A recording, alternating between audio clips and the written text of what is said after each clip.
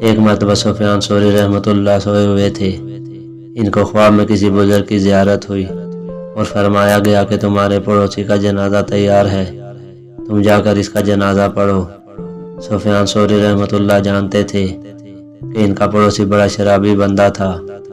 اب وہ اٹھ تو بیٹھے، لیکن بڑے حیران تھے کہ اس پڑوسی کے بارے میں مجھے خواب میں فرمایا گیا کہ جاؤ اس کی نماز جنازہ پڑھ کر آؤ۔